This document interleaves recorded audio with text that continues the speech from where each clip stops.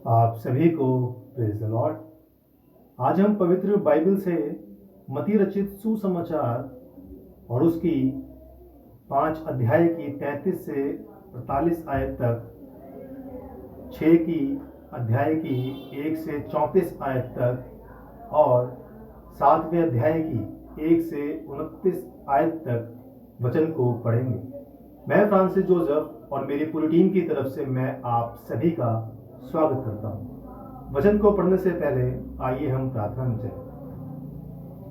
धन्यवाद महान सर्वशक्तिमान पिता परमेश्वर, प्रभु आपका तहे दिल से धन्यवाद करता हूँ कि खुदा आपने हमें संभाला, अपनी हिफाजत में रखा। खुदावन प्रभु जी, अब तक किसी भी चीज की खुदावन बाप आसमानी आपने हमें कमी और घटी महसूस नहीं होने दी। कुछ कमी घटी हुई तो पिता परमेश्वर प्रभु हमने आपसे प्रार्थना की और खुदावन आपने हमें उन तमाम कमियों घटियों को पिता परमेश्वर आपने हमें हमारी पूरी की। पिता आपका तहे दिल से प्रभु जी धन्यवाद करता हूँ। पिता परमेश्वर इस वक्त जो कि पिता परमेश्वर जो मैं वचन पढ़ने जाता हूँ, आए मेरे खुदा होने दे, मेरे मुंह के बोल और मेरी मन की सोच को पिता परमेश्वर आप ले लें। तो खुदा अपनी मर्जी के मुताबिक जो आपने आज का वचन दिया है प्रभु, जिस वचन को जब मैं पढ़ूं और जब पिता परमेश्वर जो वचन पढ़ा जाए खुदावन, और जब ये वचन प्रभु सुना जाए उसके ऊपर खुदा आप अपना आशीष भरा हाथ रखें। इस प्रार्थना को मांगता हूँ यीशु मसीह के सच्चे और जिंदे नाम से, आमीन।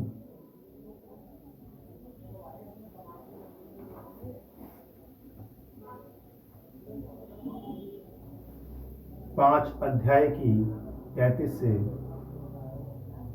48 आयत तक।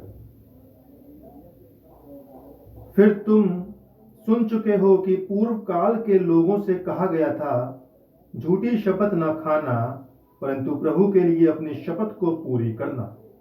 परंतु मैं तुमसे यह कहता हूं कि कभी शपथ न खाना, ना तो स्वर्ग की, क्योंकि वह परमेश्वर का सिंहासन है, ना धरती की, क्योंकि वह उसके पांवों की चौकी है, न यरूशलेम की, क्योंकि वह महाराजा का नगर है। अपने सिर की भी शपथ न खाना, क्योंकि तू एक बाल को भी ना उजला ना काला कर सकता है। परंतु तुम्हारी बात हाँ की हाँ या नहीं की नहीं हो, क्योंकि जो कुछ इससे अधिक होता है वह बुराई से होता है। तुम सुन चुके हो कि कहा गया था, आंख के बदले आंख और दांत के बदले दांत। परंतु मैं तुमसे ये कहता हूं कि बुरे का सामना न करना, परंतु जो कोई तेरे दाहिने गाल पर थप्पड़ मारे उसकी ओर दूसरा भी फेर दे।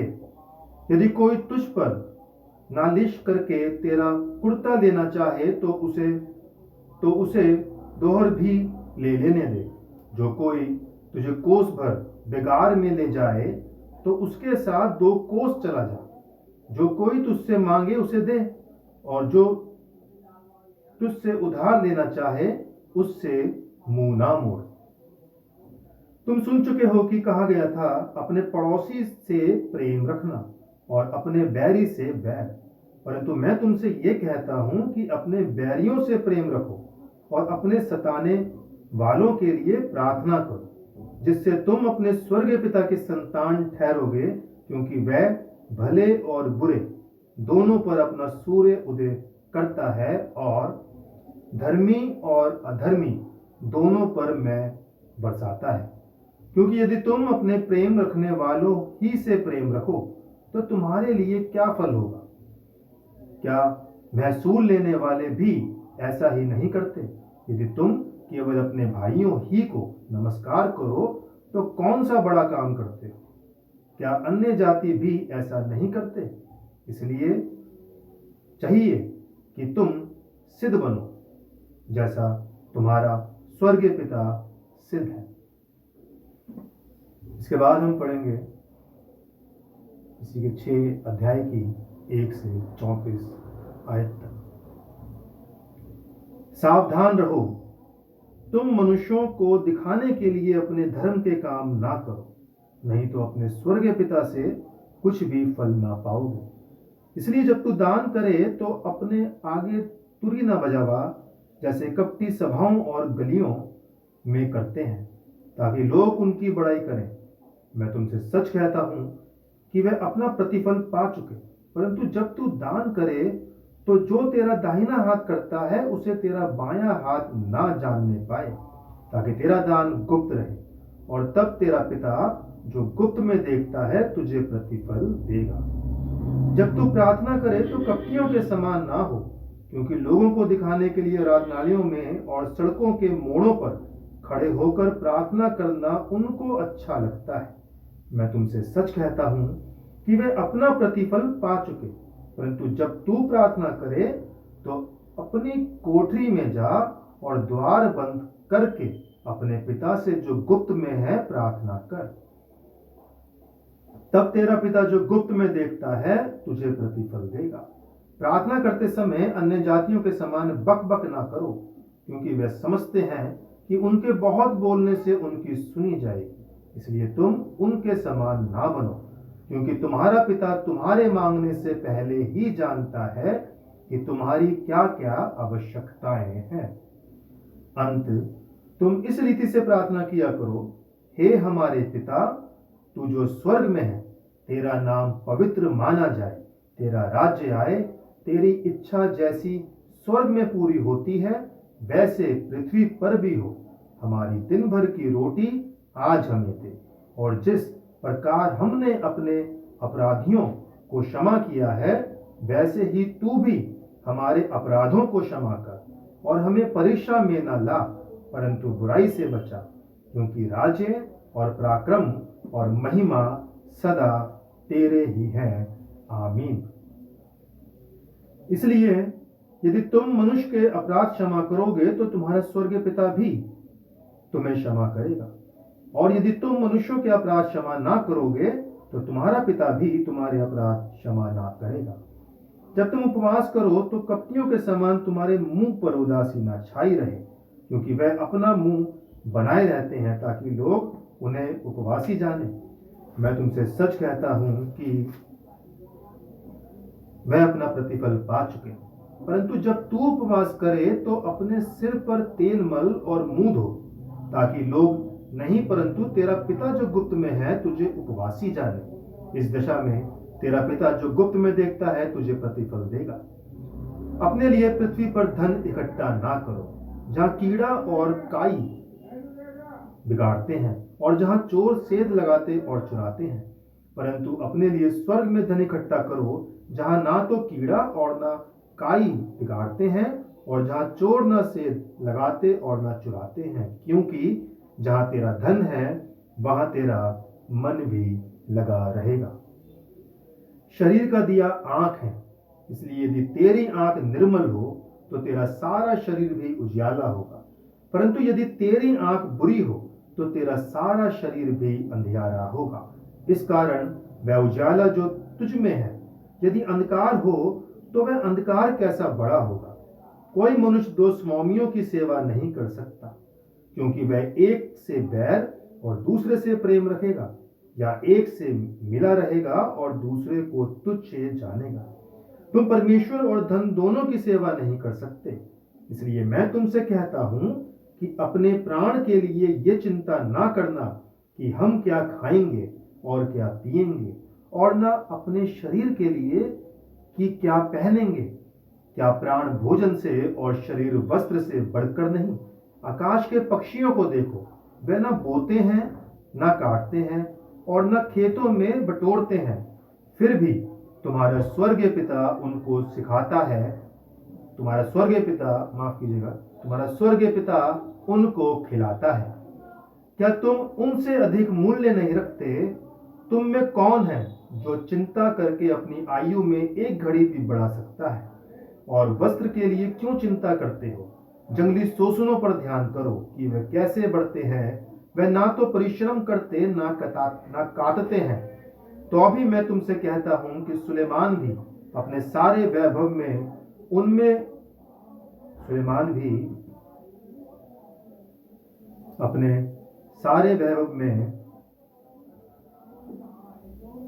उनमें से किसी के समान वस्त्र पहने हुए न था। इसलिए जब परमेश्वर मैदान की घास को जो आज है और कल भाड़ में झोंकी जाएगी, ऐसा वस्त्र पहनाता है, तो हे अल्प विश्वासियों, तुमको वह इनसे बढ़कर क्यों ना पहनाएगा। इसलिए तुम चिंता करके ये ना कहना कि हम क्या खाएंगे या क्या पिएंगे या क्या पहनेंगे, क्योंकि अन्य जातियां इन सब वस्तुओं की खोज में रहते हैं। पर तुम्हारा स्वर्गीय पिता जानता है कि तुम्हें इन सब वस्तुओं की आवश्यकता है। इसलिए पहले तुम परमेश्वर के राज्य और उसके धर्म की खोज करो, तो ये सब वस्तुएं भी तुम्हें मिल जाएंगी। अंत कल की चिंता ना करो, क्योंकि कल का दिन अपनी चिंता आप कर लेगा। आज के लिए आज ही का दुख बहुत है। इसके बाद हम पढ़ेंगे 7 अध्याय की 1 से 29 आयत तक। दोष मत लगाओ कि तुम पर भी दोष ना लगाया जाए, क्योंकि जिस प्रकार तुम दोष लगाते हो उसी प्रकार तुम पर भी दोष लगाया जाएगा, और जिस नाप से तुम नापते हो उसी नाप से तुम्हारे लिए भी नापा जाएगा। तो क्यों अपने भाई की आंख के तिनके को देखता है और अपनी आंख का लट्ठा तुझे नहीं सूझता? जब तेरी ही आंख में लट्ठा है तो तू अपने भाई से कैसे कह सकता है, ला मैं तेरी आंख से तिनका निकाल दूं। हे कपटी, पहले अपनी आंख में से लट्ठा निकाल ले, तब तू अपने भाई की आंख का तिनका भली भांति देखकर निकाल सकेगा। पवित्र वस्तु कुत्तों को न दो और अपने मोती सोरों के आगे मत डालो, ऐसा ना हो कि वह उन्हें पांव तले रौंदे और पलट कर तुमको फाड़ डाले। मांगो तो तुम्हें दिया जाएगा, ढूंढो तो तुम पाओगे, खटखटाओ तो तुम्हारे लिए खोला जाएगा। क्योंकि जो कोई मांगता है उसे मिलता है, और जो ढूंढता है वह पाता है, और जो खटखटाता है उसके लिए खोला जाएगा। तुम में से ऐसा कौन मनुष्य है कि यदि उसका पुत्र उससे रोटी मांगे तो वह उसे पत्थर दे, या मछली मांगे तो उसे सांप दे? अंत जब तुम बुरे होकर अपने बच्चों को अच्छी वस्तुएं देना चाहते हो, तो तुम्हारा स्वर्गीय पिता अपने मांगने वालों की अच्छी वस्तुएं क्यों ना देगा। इस कारण जो कुछ तुम चाहते हो कि मनुष्य तुम्हारे साथ करे, तुम भी उनके साथ वैसा ही करो, क्योंकि व्यवस्था और भविष्यद्वक्ताओं की शिक्षा यही है। सकेत फाटक से प्रवेश करो, क्योंकि चौड़ा है वह फाटक और सरल है वह मार्ग जो विनाश को पहुंचता है, और बहुत से हैं जो उससे प्रवेश करते हैं। क्योंकि सकेत है वह फाटक और कठिन है वह मार्ग जो जीवन को पहुंचता है, और थोड़े ही हैं जो उसे पाते हैं। झूठे भविष्यद्वक्ताओं से सावधान रहो, जो भेड़ों के भेष में तुम्हारे पास आते हैं, परंतु अंदर में वे फाड़ने वाले भेड़िए हैं। उनके फलों से तुम उन्हें पहचान लोगे। क्या लोग झाड़ियों से अंगूर या ऊंट कटारों से अंजीर तोड़ते हैं? इसी प्रकार हर एक अच्छा पेड़ अच्छा फल लाता है, और निकम्मा पेड़ बुरा फल लाता है। अच्छा पेड़ बुरा फल नहीं ला सकता, और न निकम्मा पेड़ अच्छा फल ला सकता है। जो पेड़ अच्छा फल नहीं लाता वह काटा और आग में डाला जाता है। इस प्रकार उनके फलों से तुम उन्हें पहचान लोगे। जो मुझसे हे प्रभु कहता है, उनमें से हर एक स्वर्ग के राज्य में प्रवेश ना करेगा, परंतु वही जो मेरे स्वर्गीय पिता की इच्छा पर चलता है। उस दिन बहुत से लोग मुझसे कहेंगे, हे प्रभु, क्या हमने तेरे नाम से भविष्यवाणी नहीं की, और तेरे नाम से दुष्ट आत्माओं को नहीं निकाला, और तेरे नाम से बहुत से आश्चर्य कर्म नहीं किए? तब मैं उनसे खुलकर कह दूंगा, मैंने तुमको कभी नहीं जाना। हे कुकर्म करने वालों, मेरे पास से चले जाओ। इसलिए जो कोई मेरी ये बातें सुनकर उन्हें मानता है, वह उस बुद्धिमान मनुष्य के समान ठहरेगा जिसने अपना घर चट्टान पर बनाया, और मैं बरसा और बाढ़ आई और आंधियां चली और उस घर से टकराई, फिर भी वह नहीं गिरा, क्योंकि उसकी नींव चट्टान पर डाली गई थी। परंतु जो कोई मेरी ये बातें सुनता है और उन पर नहीं चलता, वह उस निबुद्धि मनुष्य के समान ठहरेगा जिसने अपना घर बालू पर बनाया, और मैं बरसा और बाढ़ आई और आंधियां चली और उस घर से टकराई, और वह गिरकर सत्यानाश हो गया। जब यीशु ये बातें कह चुका तो ऐसा हुआ कि भीड़ उसके उपदेश से चकित हुई, क्योंकि वह उनके शास्त्रियों के समान नहीं परंतु अधिकारी के समान उन्हें उपदेश देता था। परमेश्वर अपने वचन के पढ़े और उसके सुने जाने पर अपनी बताए से आशीष दे। आमीन। आइए हम सब प्रार्थना में चले।